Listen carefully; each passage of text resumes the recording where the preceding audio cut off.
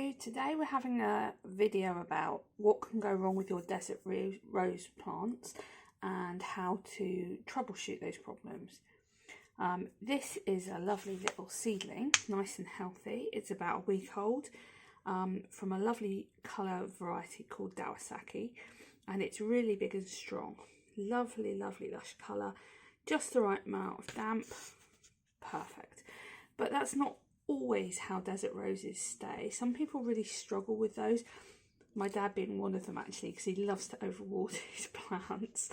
So I'm going to go through some of the things the desert roses love and some of the things they hate. The very first thing they hate is being overwatered. They like to be watered then from the bottom, not the top. They don't always like water on their leaves, and they like to dry out completely before you re-water again. They don't like to be kept damp, and they don't like to sit in water. Those are the top things that will kill off your desert rose. Basically, the trunk and the roots will rot if they remain too damp, and they'll do it very quickly. This plant is a succulent and it stores water in its stem. This is called the cadeau, the root, and although this looks quite normal at the moment, they actually grow really big and fat the older the tree gets. And that's why people compare them to bonsai. They're not a true bonsai, but because of the shape and the way they grow, if you get that cadeau nice and fat, yeah, they do look like bonsais. They flower as well, which gives them that extra level. So you don't want to keep them too wet. Roughly about every 3 days in the UK is a good idea. Even if the soil's quite dry, they tend to like that.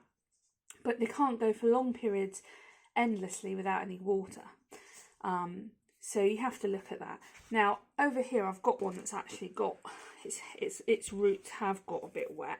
You can see that round here the cadeau, or the base of the trunk, is actually really thin and wrinkly, and it's like the water's dried up there, but in fact what's happened is this one got too wet, and I've managed to catch it just in time.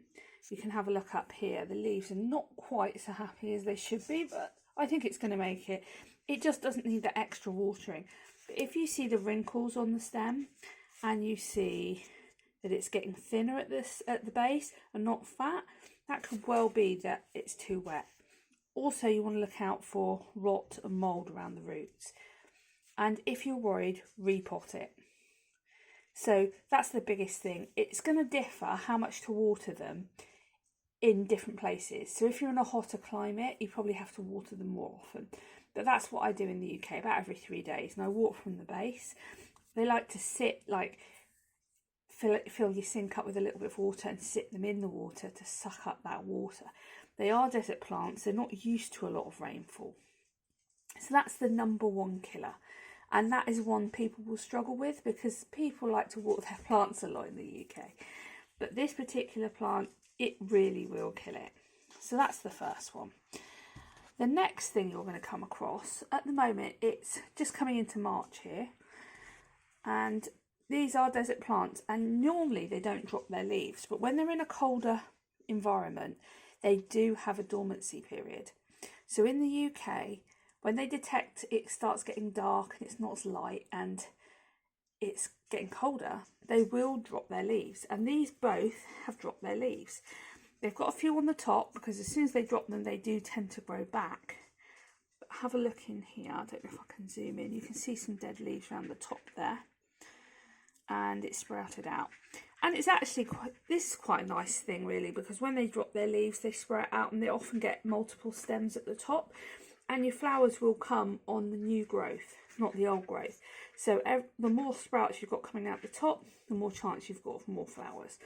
They usually flower between 1 and 2 years, and only will flower if you fertilise them between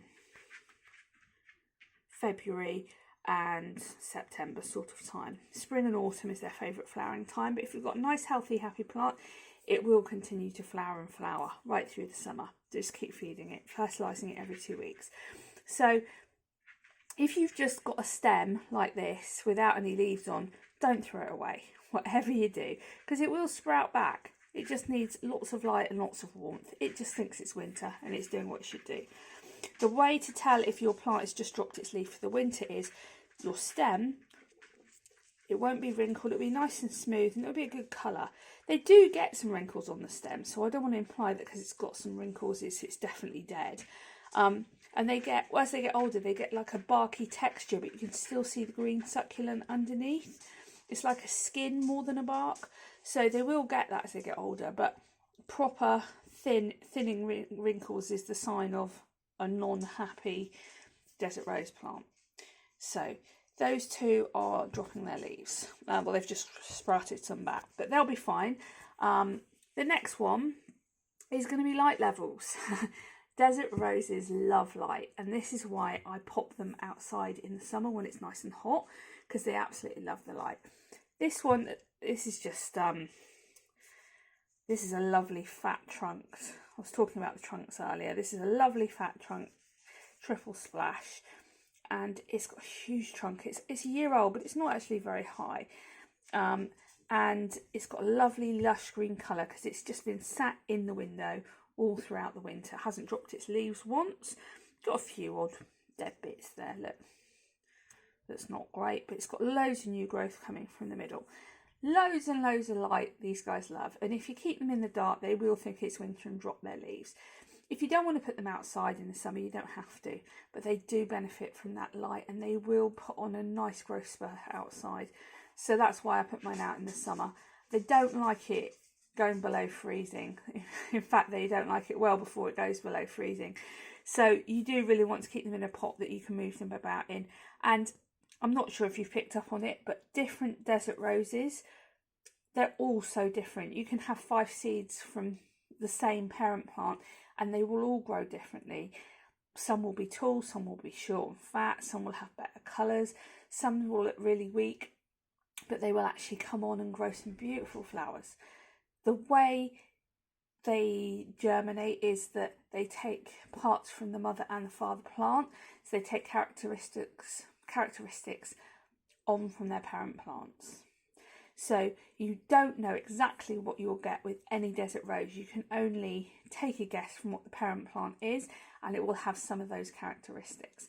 And that's what makes them exciting plants, because you never know if you're going to discover a new fantastic variety. You don't know what you're going to get. So each one is very, very different. As you can see here, look, with this short fat one, and then over here, this tall thin one. And those two are probably about the same age, roughly. In fact, these ones are the same age as well. These are last year's, 2021. So you can see the difference. It's just amazing how different every single plant is, even if it's from the same parent plant. So those are some of the things that can go wrong. It's a minefield out there, the things that happen, but pretty much warm, bright window and water every 3 days, and your desert rose is going to be happy. If you're doing them from seed, one of the things I would say, I always soak our seed 24 hours before I germinate them, and sometimes I've got them germinating in the water before they actually get into the pot. I always make sure I submerge my seed, because if it floats on the top, sometimes that seed doesn't absorb the water properly. So I always make sure I push the seed down first of all, make sure it's completely soaked and it absorbs the water nice and well. If you don't soak your seed will still germinate. It won't stop it germinating, but the germination rate is a lot quicker and a lot healthier, in our opinion, when we've tried it. So that's some of the things that can go wrong. I've never had it myself, but they are very susceptible to mealybugs. They're like little flat discs that get on the underside of the plants, and if you get it, it'll spread through other plants in your house as well, so you need to get a spray and get it off. They are awful to get rid of, they really are, if you get them. Luckily for me, so far I haven't had any, because I've got loads of desert roses here, all different shapes and sizes. But those are my top things of what will go wrong with your desert roses if you're not careful. You really got to watch the watering, drier rather than wetter.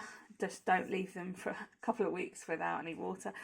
And if your bottom of the trunk of your desert rose is getting fatter and fatter, that's a really good sign that your plant is healthy. This is not a plant that you can put in your front room that's not very bright. and it will just sit happily there. This is a plant that actually really does need a lot of light and warmth. They will be happiest in your brightest southern facing window, where they're not going to get cold and they can suck up some water every 3 days. So that's my top 3 tips for looking after your desert roses.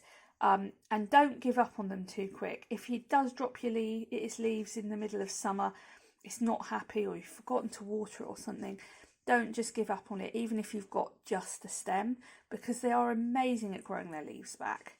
You know, this one a few weeks ago, he didn't have any leaves, and look at him now. He's got new leaves coming in the middle and lovely new leaves coming here. And that's just from dropping his leaves over winter. They're amazing little plants. Don't give up on them. They'll do really, really well if you just give them a little bit of love and attention.